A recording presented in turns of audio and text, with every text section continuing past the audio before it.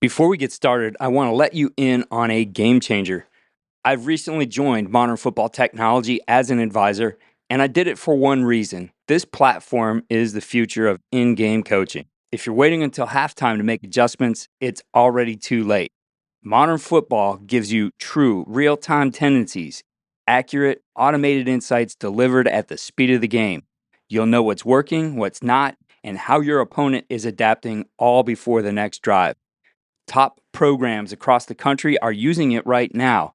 Bishop Gorman, Lake Travis, North Shore, Mater Dei, St. John Bosco, DeSoto, Union, and Liberty, just to name a few. We set the standard for how scouting, film breakdown, and play charting should feel: intuitive, precise, and fast. Using air-free touchscreen technology and automated play tagging, you eliminate manual data entry and the hassle that comes with typing. Modern Football delivers real-time results, not guesswork. Check it out at modernfootball.com. The link is in the show notes. Modern Football, real-time tendencies, real-time results.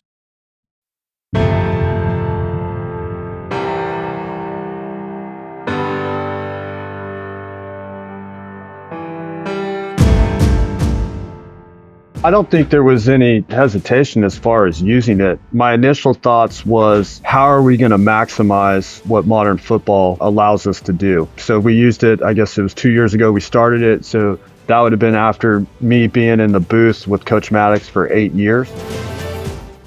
Back for another episode of the Coaching Coordinator Podcast. And over the last several weeks, we've been talking about in-game analytics and getting different perspectives on how coaches think about analytics in-game, how they use it, and how it helps them form their workflow both in-game as well as leading up to the game. And joining me today is the quarterbacks coach at Union High School in Tulsa, Oklahoma, Coach Johnny Ulibarri.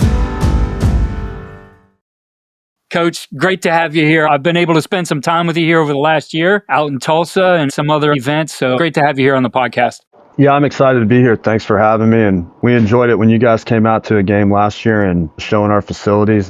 I think you guys were fortunate. You got to see two Power 4 quarterbacks. I think both went over 300 yards in a shootout. It was a pretty fun game to watch from the quarterback's perspective. Yeah, definitely. It was fun to see what you and Dub Maddox, who was your offensive coordinator last year, had put together. Obviously, seeing both of you guys at clinics and talk about those things, but to see it come to life. And yeah, the level of play that night was incredible. Just great execution on both sidelines. And I think one of the things I was really impressed in sitting up in the press box was the communication, was your guys' system for how you just went about the workflow of the game. And I know a part of that is the in-game analytics. It's something you've been involved in now for a couple years, going into year 3, utilizing that. And would just love to talk today about that journey and what it looked like. So getting into it and thinking about utilizing it the first time, right? First of all, was when you had that opportunity presented to you, what were your initial thoughts? And was there any hesitancy to be able to use something like this?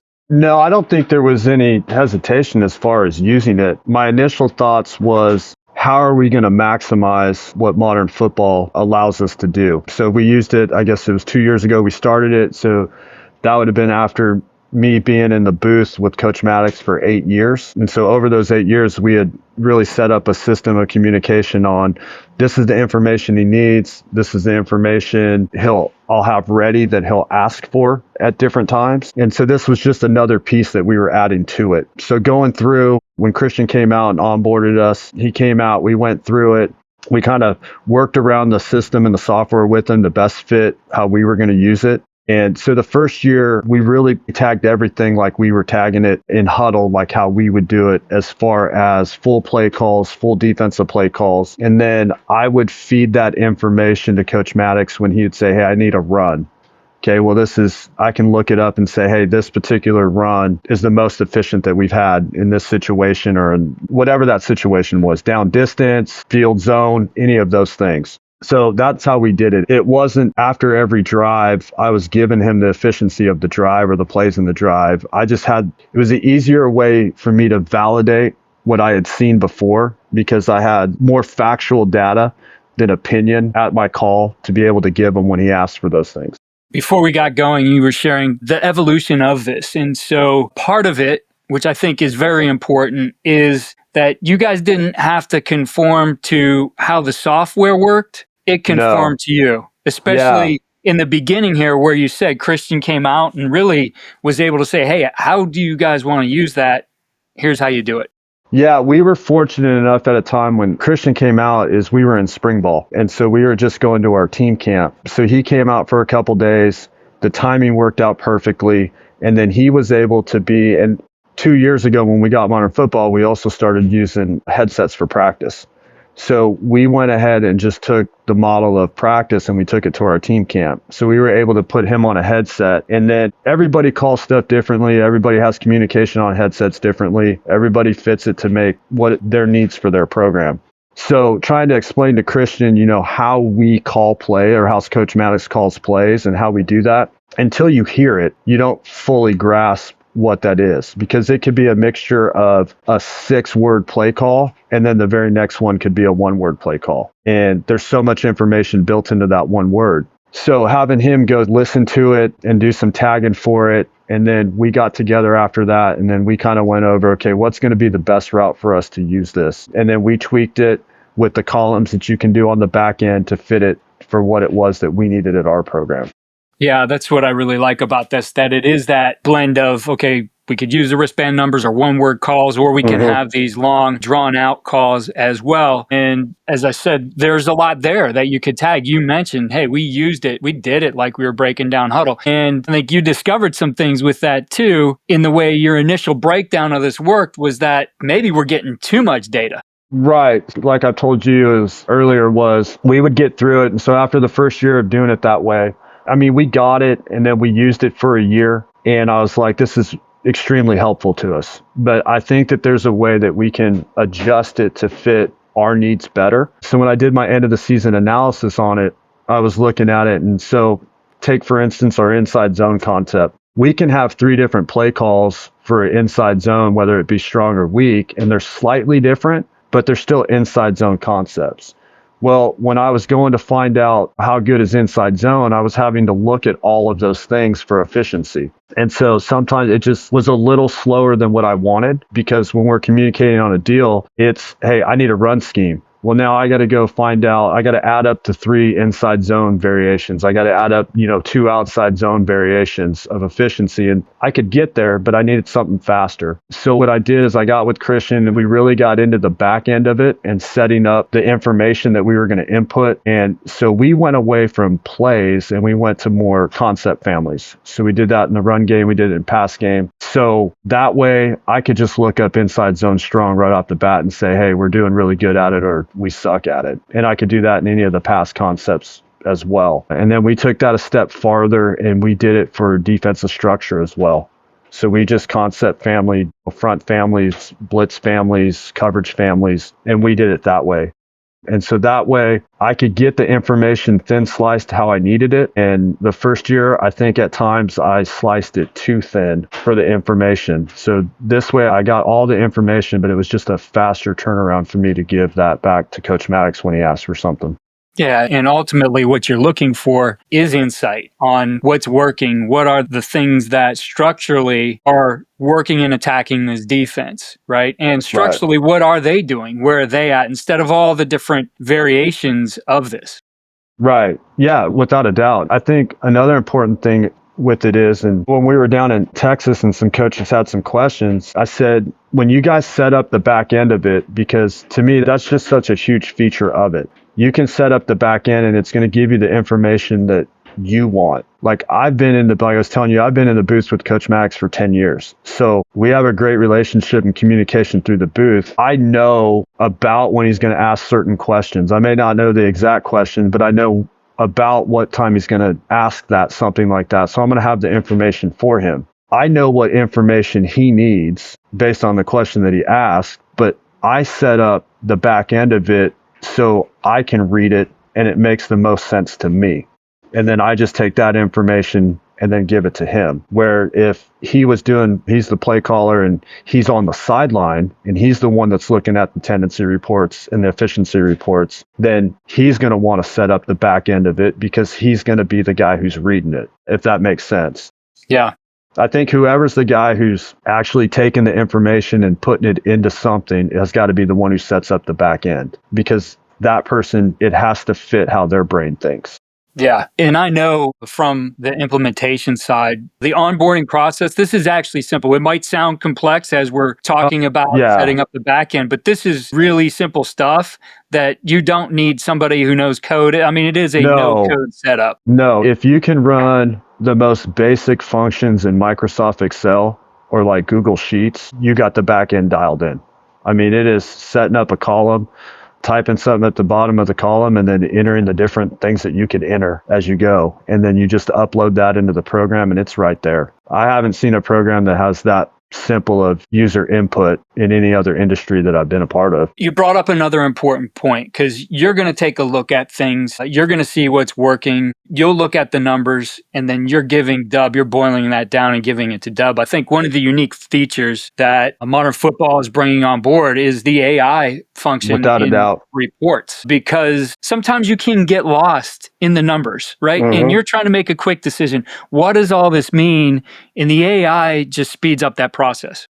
Without a doubt. I mean, so what we would do, so I see what a big AI feature is, obviously in a game at halftime, and I'm sure we'll talk about in a minute here how we use it at halftime where it's really beneficial. But where I see the AI feature really being helpful is doing our scouting. So like I told Christian, once I saw the AI feature down in Texas, I was like, I instantly know where this is going to help me the most. So if we're going to play a team and we have 6 weeks of scout film on them, I'm going to look at that 6 weeks and what formation, structure, offense did they go against that best resembles us?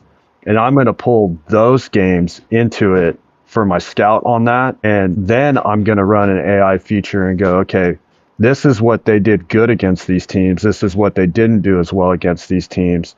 And then that's going to be a report that I give to the OC, where I would do that in years past, but it would take me a whole day to go through all of that and do all of those tendency breakdowns and have my percentages. I'd have to set up more complex Excel files to be able to run all those numbers for me. But now I can just put that stuff in there. If it's tagged the way that we're going to tag it, well, I just make sure that's on board with that. And then I just hit the AI button and it gives me all the information that would have taken me a day to do in less than 5 minutes. So that's where I saw the huge benefit of the AI. Yeah, definitely. Now, you mentioned halftime, and I think that's an important part of this. We had a coach on one of our past episodes, talked about how many points they scored in the first half versus what that was in the second half. And it was almost triple, because they were able to make some really good adjustments at halftime. And I know halftime can be a little chaotic at times. I remember the days when we're charting everything and we have a couple guys with different things they're charting. We're trying to put it all together. We can't read handwriting. I mean, it was a whole process that really took a lot of time at halftime till we could get to those decisions and put together the second half. Would love to just hear about the workflow and how this has helped you streamline that process. Yes. So in the past, and I know everybody's been there, in the past, we're going to go in a first half and we're going to run counter 5 times. And so off those 5 times, first time it goes for a 2-yard gain. Second time it goes for a 0-yard gain. Well, the third time we run counter, the mic misses a tackle, right? And we go for 60 yards. And then the next 2 times we go for 1 and 2 yards. Well, when it comes down, hey, on the pass, hey, what run play do we like? Well, people are going like, wow, we love counter because it went for 60 that one time. Well, now it's like, yeah, but the other 4 times it was awful. So now with modern football, I can look back and say, yeah, the efficiency of this is not very good, because 4 out of the 5 times it was negative. I mean, it's a 0% efficient play. And so we can just throw that out because we can't guarantee that kid's going to miss a tackle every time. So now when I come down, I have a list of the runs that we've been the highest efficiency on, a list of the passes, screens, draw, whatever those are. I can come down, and that really starts our menu of the plays that we do for the second half. And then in the past, once we had the sideline replay, coaches being there in the iPads and we're scrolling through every play. Oh, that's a good play. Let's write that down. Or now I can just come down and say, hey, this is what we've done really good. We need to find ways to either continue to run these plays or dress these same schemes up to run them. So it has streamlined our second half scripting. It's smooth process now, where in the past it would be, You might have 5 coaches, you might have 3 coaches on your staff, and everybody's got a different opinion on what plays they want. Well, now, I mean, there's empirical data to say, look, this is what's been good, and this hasn't been good. So let's make sure we continue to keep running the stuff that's been good. And then we can actually take some time, okay, what do we think their adjustment's going to be to take it away? And then we can get into our read plays or ancillary plays off of that a lot quicker. So that's been the biggest benefit. And I think it was like when we first got it, we went that year. Now, obviously, we had a really good team that year. We were 169 points scored in the third quarter for that season, and we had given up 13. So, I mean, that's pretty good adjustments on both sides of the ball in the third quarter. And that's the year that we implemented modern football. Yeah, I think you bring up another important point there is you're looking for, here's what we think they might do. This might be the changes they implement. And because you're doing some simple tagging of the defense as well, you're able to see, did they change? Where are they at right now? Which allows you to get that chalk right back on them. Right, because, I mean, I can look at it, we can look at it and go, all right, so we ran this concept 6 times. Well, out of their base defense, they stayed in their base defense all 6 times. We've been around football long enough to know, well, if they're playing an under front and they're a 4-man front team primarily, then they're probably going to go maybe to even and slant something, or they might go to over front to try to take it away. So we kind of understand, okay, we're going to come out. If we see this, then we know that that's our adjustment, and then we can make the adjustment off of that. So that's been tremendously helpful as well, is being able to kind of, this is what we've been efficient at. They really haven't made an adjustment to it yet. So we'll go run it again to see if they are. And if they do, we kind of have an idea already of what that adjustment is, and we can get into our read play off of that as fast as possible. So you mentioned some of the after game as well. And I think what happens immediately after that game or that next morning where you're putting things together, you're tagging things in huddle, has a direct correlation to how well you can plan and how efficient you're going to be in that following week putting together the next game plan. So I know there's some advantages in using modern football to really have a streamlined workflow that's, I mean, it's pretty much you can show up Saturday morning and get right to work. You don't have to spend time or wait on somebody to put all this data in. Yeah, so there's 2 ways to do it. And I think the way that most people will do it is how we did it the first year. So we're tagging everything as we would call the play completely. So then when we would get back, and so we would take our sideline video and we upload that. If we're on the road, we take a hotspot with us and we upload it in the equipment truck as we drive back. So by the time we hit the facility, all our film is already on Huddle. And then we can take the modern football and then we can upload that straight. So all the stuff that you would normally send to Huddle Assist and have to wait for, that stuff's already in there. So you could get started on your end of game breakdown stuff and grading and all that stuff immediately if you wanted to. So that's how we did it the first year. The second year, obviously, because we didn't enter full play calls or we didn't enter, full defensive play calls, we did concept families. That's still in our Huddle breakdown that we use on our master column sheet. So we would just upload that stuff in there. And then the down distance and all of that stuff is uploaded as well. And then we would have our wide receiver coach. He would just go in and he would just type in the play calls based off of it. So there was somebody that was charting the plays. We always had somebody chart just as a backup if we got stuck. But then he would just type in the plays real fast. So by the time we woke up Saturday morning, all of the information from the game was already done. We didn't have to wait till 9, 10 o'clock for Huddle Assist to get that back to us. So by the time we got our scout film in the morning, we had already, as an offensive staff, we had already put last night's game to bed by the time we got our scout film for the next week. So that really sped that process up tremendously. And then now I'm excited because I'm the one who does the entering the stats into max preps. So the new integration with that is going to save me time because I would normally do that on Monday mornings. That's going to save me time on Monday mornings doing that type of stuff as well. Yeah, we've talked about that max preps function here on the podcast. And what I see in looking and doing all my research during the season, try to keep up on who's doing the best job out there. You notice a lot of times that some teams aren't even putting those things in. How important do you feel it is to get things into max preps and then obviously doing it at the touch of a button? Well, to the first part of the question, I think it's really important. And I don't think I realized this when we first started doing it, how important it was. I thought a lot of it was, so parents and fans can get on the website and see their kids or their players' names on there. And Hey, this is awesome. But then I realized there's a lot of smaller colleges that use max preps and those stats regionally to narrow down their recruiting list. And there's so many more kids that go play college football that aren't playing at a Division I level, that if that's another way for us to help a kid get noticed to go to one of these schools, it's still good football, it's still an education. They find ways to make it financially feasible for kids, that we need to go ahead and do that. Now with this feature, it just makes doing that so much faster. So it's just, you're still doing it, helping that kid out. You're helping those small college coaches find the kids that they need, and you're just saving time. So I think that's a huge feature that they've added with that this year. Johnny, it's been great to get you here on the podcast. I have to get you back this offseason and talk some more ball, but I appreciate the insight you gave us on analytics and specifically related to modern football, and just want to wish you and the Red Hawks the best of luck here in 2025. I appreciate it. We'll never turn down good luck.